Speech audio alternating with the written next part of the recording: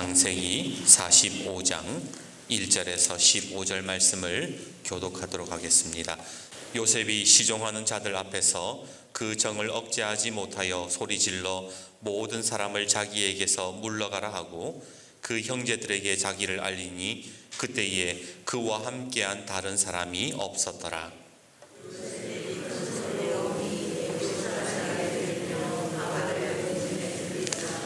요셉이 그 형들에게 이르되 나는 요셉이라. 내 아버지께서 아직 살아 계시니까 형들이 그 앞에서 놀라 대답하지 못하더라.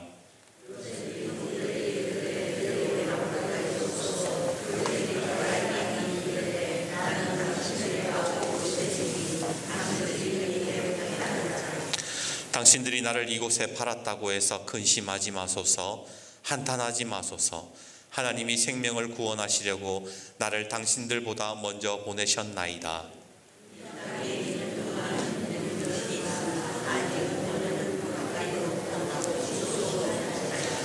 하나님이 큰 구원으로 당신들의 생명을 보존하려고 당신들의 후손을 세상에 두시려고 나를 당신들보다 먼저 보내셨나니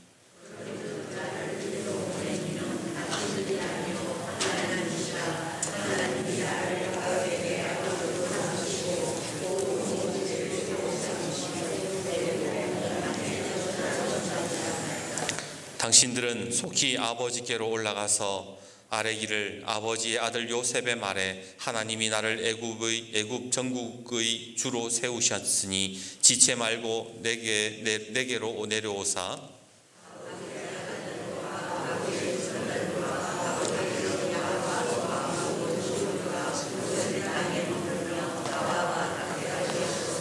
흉년이 아직 5해가 있으니 내가 거기서 아버지를 복양하리이다.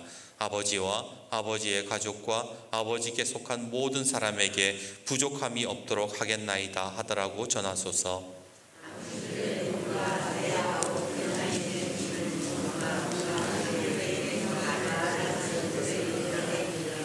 당신들은 내가 애굽에서 누리는 영화와 당신들이 본 모든 것을 다 내 아버지께 아뢰고 속히 모시고 내려오소서 하며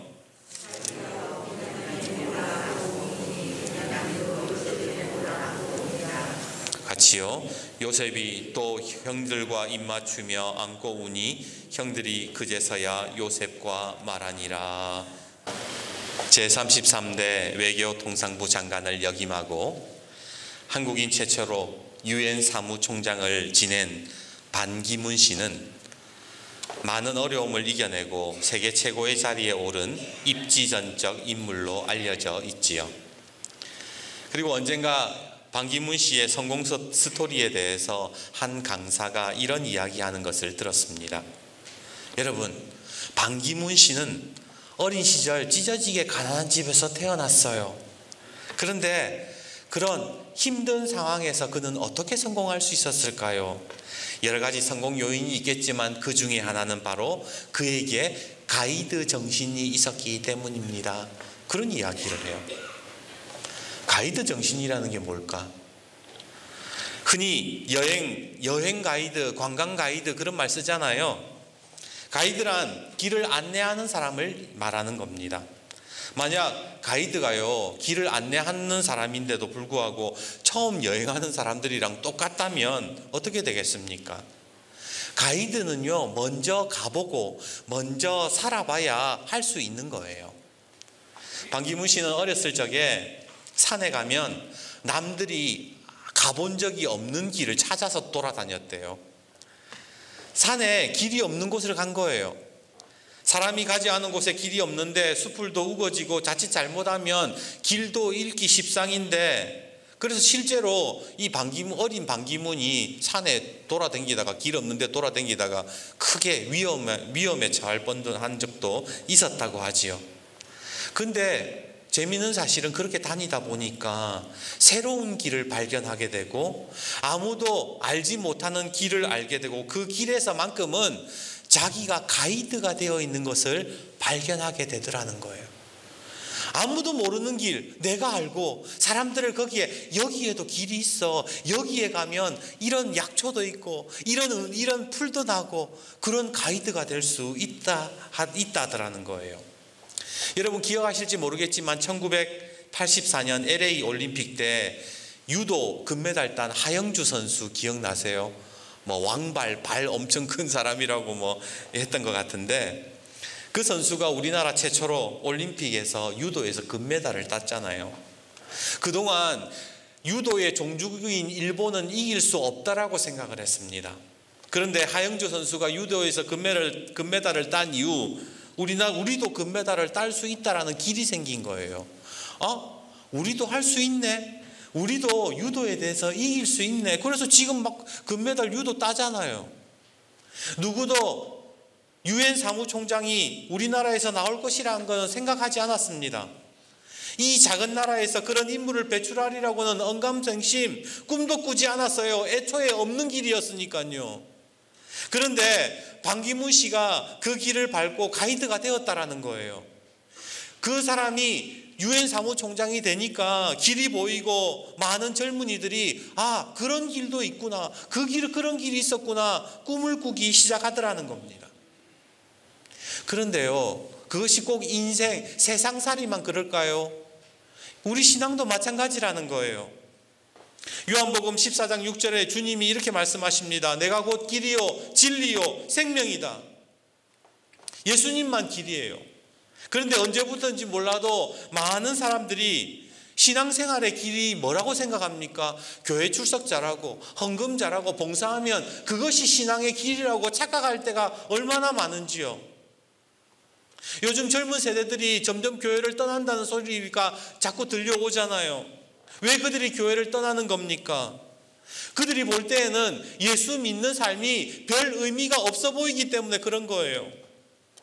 예수 믿는 부모님들 보니까 교회에서 상처받고 교회만 갔다 오면 상처받고 집에 오면 누군가 비방하기 바쁘고 교회에 문제가 있니 없니 그런 이야기 하니까 젊은 세대들이 무엇을 배우고 그들 속에 어떻게 복음이 들어가겠습니까?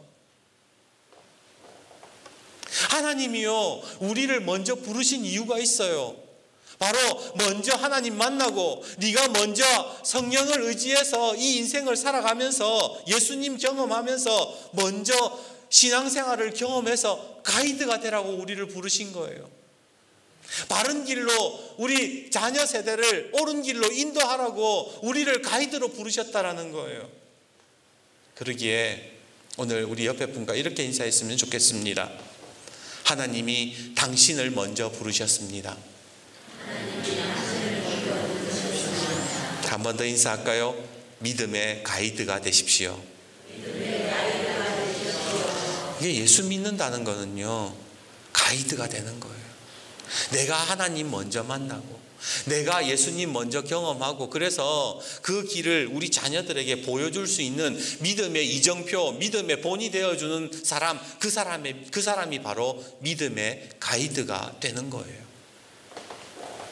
오늘 우리는 본문에서 믿음의 가이드가 되어 있는 요셉을 발견하게 됩니다. 우선 9절에서 12절 말씀을 한번 보십시오. 제가 읽어드립니다. 9절에서 12절 요셉이 그 형들에게 이렇게 말하고 있습니다. 당신들은 속히 아버지께로 올라가서 아뢰기를 아버지의 아들 요셉의 말에 하나님이 나를 애굽 전국의 주로 세우셨으니 지체 말고 내게로 오사 아버지의 아들들과 아버지의 손자들과 아버지의 양과 소와 모든 소유가 고센 땅에 머물며 나와 가깝게 하소서. 흉년이 아직 5해가 있으니 내가 거기서 아버지를 복양하리이다. 아버지와 아버지의 가족과 아버지께 속한 모든 사람에게 부족함이 없도록 하겠나이다 하더라고 전하소서. 요셉이 뭐라고 얘기하는 거예요? 제가 우리 가족 책임질게요. 지금 흉년이 들어가지고 먹을 것이 없는데 지금 애굽에 나는 총리가 되었으니까 우리 형들, 아버지뿐만이 아니라 우리 형들, 우리 조카들 내가 다 데리고 오면 내가 다 걷어먹여서 살리겠다 그런 이야기 하잖아요. 그런데 솔직히 여러분도 아시다시피 요셉이 이런 말을 하는 것 자체가 좀 이해가 안 돼요. 왜냐하면 그 요셉의 형들이 요셉에게 무슨 짓을 했는지 우리는 알고 있잖아요. 형들이 무슨 짓을 했습니까? 요셉을 미워하고 시기하다 못해서 진짜로 죽이려 그랬어요. 그 사람들 살인 미수범들이에요. 그게 안 되니까 죽이려고 했는데 그게 안 되니까 애굽의 노예로 팔았고, 그로 인해서 요셉이 얼마나 고생을 했습니까? 그동안 흘린 눈물이 얼마이고 그의 청춘은 누가 보상해 줍니까? 그런데 그런 것은 다 제쳐두고 지금 요셉이 총리가 되어서 형들을 처음 만나서 한다는 소리가 우리 가족들 내가 챙겨서 걷어먹이겠다, 그런 소리를 하더라는 거예요. 야, 요셉은 배알도 없나? 요셉은 그런 속에 이런 그런 마음들이 없을까요? 대체 요셉은 어떤 믿음이 있었기에, 어떤 마음이 있었기에 지금 믿음의 가이드로서 이들의 가정을 이끌고 있는 것일까요? 그 이유는 바로 요셉이 모든 것을 하나님의 사건으로 받아들이는 믿음이 있었기 때문에 그런 거예요. 여기 두 학생이 있다고 칩시다. 두 학생이 둘 다 공부를 잘해서 서울대 법대를 갔어요. 그런데 이쪽 어머니는 아들에게 이런 이야기를 합니다. 아들아, 고맙다. 너무 수고했어. 내가 선물로 스포츠카 한 대 사줄 테니까 열심히 놀고 더 공부 열심히 해서 훌륭한 법관이 되어라. 이렇게 얘기를 해요. 근데 이쪽의 엄마는 뭐라고 얘기를 하냐면, 아들아, 그동안 수고했어. 이 모든 것이 하나님의 선물이란다. 하나님의 은혜란다. 그래서 너 더 공부 열심히 해서 하나님께 영광 돌려야 돼. 사람들 섬겨야 돼. 그렇게 이야기를 하더라는 거예요. 똑같이 둘 다 서울대 법대를 갖고 같은 사건을 경험했고 같은 결과를 얻었습니다. 그런데 한 사람은 땅의 사건으로 그것을 해석하고 다른 한 사람은 하나님의 사건으로 해석을 하더라는 거예요. 내 삶에 지금 일어나고 있는 이 문제들, 이 일어나는 현상들, 그것을 땅의 사건으로 해석하는 사람이 있고 하나님이 하셨다라고 고백하는 사람이 있더라는 거예요. 요셉도 마찬가지예요. 오늘 5절을 한번 보세요. 요셉이 뭐라 그럽니까? 5절 말씀 같이 한번 읽어봅시다. 같이 읽습니다. 시작.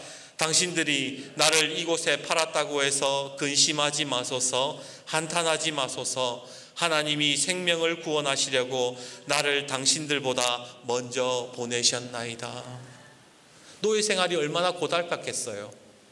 성범죄자라는 억울한 누명 쓰고 감옥살이 했잖아요. 그럼에도 이 모든 사건을 요셉이 뭐라고 얘기해요? 하나님이 하신 일이다. 하나님의 사건이다. 그렇게 고백을 하고 있더라는 겁니다. 지난주 월요일 날 신대원에서 같이 공부했던 그 동기 목사님들을 만났어요. 그동안 정신없이 부목사 생활하다가 10수년을 훌쩍 넘겨서 이렇게 담임 목사가 되어서 다들 만났지요. 그래서 앉아서 이런저런 이야기를 하는데 한 목사님이 그러는 거예요. 얼마 전에 개척을 하셨는데, 목사님들, 내가 개척교회 시작해가지고 나하고 사모님하고 아이하고 3명이서 예배를 드리는데, 내가 막 설교를 하는데 갑자기 아가 오줌이 마렵다고 그래가지고 오줌을 누러 가는데 사모가 또 따라가야죠. 어린이니까. 근데 순간적으로 자기가 당황스럽더래요. 성도가 아무도 없는데 지금 내가 설교를 해야 되나 말아야 되나 그런 고민이 들었던 거예요. 그래서 목사님들한테 그러는 거예요. 내가 그때 설교를 멈춰야 됩니까? 계속 해야 됩니까? 그러자 목사님들 안에서 뭐 해야지, 하지 말아야지, 뭐 이런 이야기가 나왔어요. 근데 또 다른 목사님이 이런 이야기를 하는 겁니다. 나는 1년 동안 수요 예배 설교를 혼자 수요 설교 예배를 했어요. 사모님이 서울에 있는데 한 번은 아무도 없는 1년 동안 아무도 성도가 없는데 교회 불 켜놓고 누군가는 올 거라는 믿음 가지고 불 켜놓고 혼자 수요 예배 설교를 한 거예요. 근데 한 번은 열정적으로 자기가 아무도 없는 곳에서 막 설교를 하고 있는데 뒤에서 문이 빼꼼하게 열리더니 어떤 여자분 한 분이 쳐다보다가 아무도 없는데 목사가 혼자서 소리 지르고 막 열정적으로 설교한 거 보니까 이상하잖아요. 문을 다시 살며시 닫고 나가버리더래요. 그리고 나서 이상한 소문이 퍼졌어요. 그 교회에 이단이라는 소문이 퍼졌다라는 거예요. 목사가 이상하다 거기 아무도 없는데 목사가 소리를 지르더라 뭐 이런 소문이 나가지고 그 영주에 그 교회 이단 교회라고 이단 교회 아니냐고 막 그런 소문이 났다라는 거예요. 이야기를 듣는데 마음도 좀 아프고 좀 슬프기도 하고, 누구는 바보 같다 말하겠지요. 누구는 비참하다고 말하겠지요. 그런데 교회가 작다고 성도가 없다고 기죽지 않습니다. 왜냐하면 우리가 하는 이 목회는 땅의 사건이 아니라 바로 하나님의 사건으로 바라보기 때문에 할 수 있는 거예요. 누가 봐도 요셉의 인생은 비루하고 비참했습니다. 하지만 요셉은 좌절하지 않잖아요. 바로 하나님, 이 모든 일들이 하나님의 사건으로 그가 받아들이고 있기 때문에 그런 거예요. 오늘 여러분의 삶의 자리도 마찬가지 아니겠습니까? 지금 여러분들이 경험하고 있는 그 모든 일들, 저는 어떤 일들을 경험하는지, 여러분들이 어떤 일들을 겪는지 알 수는 없지만, 여러분들이 그 겪고 있는 모든 일들, 그것이 비참하고 비루해 보일지 몰라도 그것을 하나님의 사건으로 받아들이기 시작하면 그 가운데에 하나님의 계획하심과 역사하심이 드러나기 시작하는 거예요. 예를 들어 볼까요? 만약 요셉이 노예로 팔려갔잖아요. 그래서 얼마 되지 않아서 하나님이 노예 생활 안 시키고 제수 생활 안 시키고 바로 노예로 팔려간 지 얼마 안 돼가지고 바로 애굽의 총리가 되었다 칩시다. 그러면 요셉이 애굽의 총리의 일을 쉽게 감당할 수 있었을까요? 아니요. 얼마 못 가서 청문회가 열리고 뭐 저런 걸 총리로 세워가지고 이 나라 말아먹게 생겼다고 그러면서 요셉 자를 거 아니겠습니까? 그런데 하나님은 요셉을 그렇게 인도하시지 않았다는 거예요. 요셉이 노예로 팔려간 집이 어디예요? 군대 장관 보디발의 집이었어요. 군대 장관 집에서 노예 생활하면서 거기에서 총무 생활하면서 그 애굽에 있는 군 부대의 시스템과 군대 경영 방법을 거기에서 배웠던 거예요. 요셉이 감옥 갔잖아요. 감옥 가가지고 누구 만났어요? 술 맡은 관원장과 떡 맡은 관원장. 떡 맡은 관원장이 뭐 하는 사람이냐면 내무부 장관이에요. 오늘날로 말하자면. 그리고 술 맡은 관원장이 누구예요? 오늘날로 말하면 외교부 장관이에요. 그 감옥에서 그 사람들이랑 할 짓이 없어가지고 하루 종일 앉아가 무슨 이야기 하겠어요? 정치를 거기서 배운 거예요. 땅의 사건으로 보면 노예는 끝난 인생이에요. 감옥에 가서 썩는 인생, 그 누가 제대로 된 인생이라고 이야기하겠습니까? 땅의 사건으로만 보면 패가 망신한 인생이지만 하나님의 사건으로 보면 하나님이 요셉을 세워가시는 시간이 되더라는 거예요. 요셉이 바로 그것을 지금 형들에게 고백했던 겁니다. 형님들, 당신들이 나를 노예로 팔았다고 해서 한탄하지 마십시오. 너무 무서워하지 마세요. 두려워하지 마세요. 하나님이 당신들보다 먼저 나를 이곳으로 보내셨습니다. 하나님이 저를 가이드가 되게 하셨어요. 아무도 밟아보지 못한 그 애굽 땅의 길을 제가 먼저 밟게 해서 우리 가족들 인도하고 이스라엘 인도하게끔 하나님이 나를 가이드로 부르셨어요. 그렇게 이야기를 하더라는 거예요.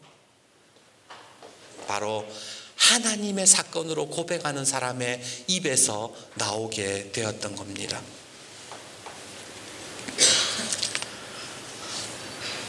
만약 요셉이 이 모든 것을 땅의 사건으로만 해석하고 그 형들에게 복수를 가하고 당신들이 나를 노예로 팔았으니까 내가 똑같이 갚아줄게, 너희들 노예가 돼, 그렇게 했다면 이스라엘은 사라지는 거예요. 이후에 이스라엘의 12지파는 더 이상 생겨나지 않는 거예요. 이스라엘도 없는 거예요. 다윗도 없고 다윗의 족보에서 태어나신 예수님도 없는 거예요. 바로 요셉이 믿음의 길을 걸어갔기에, 새로운 길을 걸어갔기에, 가이드가 되었기에 이러한 역사가, 성경의 역사가 이어지기 시작했던 겁니다. 그러기에 오늘 저와 여러분의 삶에도 여러분들의 모든 인생의 사건을 하나님의 사건으로 해석해서 하나님의 역사를 만들어가는 저와 여러분이 되기를 주님의 이름으로 축복합니다. 이왕 동기 목사님들 이야기를 했으니까 한 가지만 더 이야기할게요. 제가 영주에서 그 목사님들 모인 교회를 갔는데 예배당을 이렇게 또 돌아보는데 한 가지 독특한 게 있어요. 우리는 뭐 예배당 뒤에 바로 문이 있고 방송실이 있고 뭐 화장실이 있지만 그 교회는 벽이 있는데 벽에 십자가가 한 30개가 걸려 있어요. 십자가 모양이 다 달라요. 종류도 여러 가지였습니다. 투박한 나무로 어디선가 그냥 나무까지 주워가지고 고무줄 튕가가 그런 십자가도 있고, 그 철근 있잖아요. 철근 그거를 납땜해가지고 만든 십자가도 있고, 어떤 분은 십자수 예쁘게 따가지고 요만하게 십자가 걸어놓은 분도 있고, 뭐 여러 가지 기독교 서점에서 그냥 돈 주고 산 십자가도 있고, 뭐 종류가 여러 가지였어요. 제가 이 교회는 무슨 십자가가 이래 많나 그렇게 한참을 쳐다보고 있는데 그 목사님이 그러는 거예요. 목사님, 십자가 참 많지요. 이 십자가는 우리 성도들이 걸어놓은 십자가예요. 그리고 목사님이 그랬대요. 여러분의 십자가가 뭔지를 생각하면서 십자가를 만들어서 교회에 걸어놔라 그랬던 거예요. 근데 목사님이 그러는 거예요. 이 십자가들 중에 12개는 주인이 없어요. 코로나 기간으로 믿음이 떨어져 가지고 다 그냥 십자가만 걸어놓고 더 이상 교회를 나오지 않는다 그랬던 거예요. 얼마나 힘들었으면 자기 십자가를 버렸을까라는 생각도 들고, 또 그 십자가를 그냥 걸어놓고 주인 없는 십자가가 그냥 덩그러니 걸려있다라는 생각이 드니까 좀 마음이 안 좋더라고요. 우리가 세상을 살아가면서 잘 되고 싶잖아요. 성공하고 싶잖아요. 성공한 사람들의 이야기를 들으면서 나도 그렇게 되고 싶다 생각하고, 그런데 우리는 동시에 성공하고 싶지만 그 성공하기까지의 과정, 피와 땀과 흘린 눈물들을 원하지는 않습니다. 쉽게 말해서 십자가 지고 싶은 사람은 없더라는 거예요. 오늘 사람들이 요셉의 이야기를 좋아하는 이유가 뭐예요? 극적인 성공, 극적인 반전의 주인공이라서 좋아하잖아요. 그러나 노예의 과정을 좋아하는 사람은 없더라는 거예요. 억울한 누명을 쓰고 죄수로 살아가는 그 인생, 죄수가 되기를 원하는 사람은 아무도 없더라는 겁니다. 그런데 곰곰이 생각해 보면 요셉이 그 자기의 십자가를 지지 않았다면, 그 노예의 과정의 십자가, 그리고 그 감옥에 있는 십자가를 지지 않았다면 요셉은 또한 애굽의 총리가 되는 영광도 없었을 거라는 겁니다. 오늘 요셉이 그 형들을 만나서 왜 그라고 분노가 안 생겼겠습니까? 왜 그라고 화가 안 나고 그들에게 안갚음해주고 싶지 않았겠습니까? 그런데 바로 그 모든 것을 하나님의 사건으로 받아들이기에 그 십자가를 지고 갔던 거예요. 오늘 예수님도 사실 십자가 지고 싶지 않았잖아요. 우리가 아는 것처럼. 예수님이 뭐라 그러세요? 마태복음 26장 39절, 조금 나아가사 얼굴을 땅에 대시고 엎드려 기도하여 이르시되 내 아버지여, 만일 할만하시거든 이 잔을 내게서 지나가게 하옵소서. 그러나 나의 원대로 마시옵고 아버지의 원대로 하옵소서. 예수님도 십자가 지고 싶지 않았어요. 그런데 왜 어떻게 십자가를 지셨어요? 바로 이 십자가 사건이 하나님의 사건임을 인정하셨기 때문에, 고백하셨기 때문에 십자가를 지셨던 겁니다. 오늘 우리도 마찬가지예요. 우리도 마찬가지예요. 오늘 십자가를 지고 싶지는 않지만 그 십자가를 내가 지기로 결단하고, 그것이 하나님, 이 십자가 지는 것조차도 하나님의 사건임을 고백하는 사람들은 그 십자가를 지면서 걸어가는 길에 믿음의 가이드로 설 수 있게 되더라는 거예요. 우리 엄마 아빠들이 십자가 질 때 자녀들이 그 십자가 지는 모습을 통해서 우리 엄마가 그렇게 살았구나, 우리 아빠가 그렇게 살았구나. 그리고 그 길을 따라가지 않겠습니까? 이제 말씀을 맺습니다. 예전에 한번 말씀드렸지만 십자가는 더하기 이지요. 십자가의 삶을 살아간다는 것은 믿음을 더하고 은혜를 더하고 하나님의 역사를 더하며 살아가는 인생입니다. 그런데 십자가가 옆으로 기울면 어떻게 되죠? 곱하기가 되잖아요. 십자가를 지고 가는 인생은 곱하기 인생이 되는 거예요. 오늘 우리 사랑하는 성도님들이 십자가를 지고 가는 곱하기 인생이 되시기를 주님의 이름으로 축복합니다. 힘들고 어렵겠지만 잘 견디십시오. 이 모든 것을 감당하시고 이것을 하나님의 사건으로 해석할 때에, 하나님의 사건으로 받아들일 때에 저와 여러분의 삶은 하나님께서 요셉을 통하여 이루어 가셨던 그 놀라운 역사들을 우리의 삶에도 이루어 가게 되실 줄 믿습니다.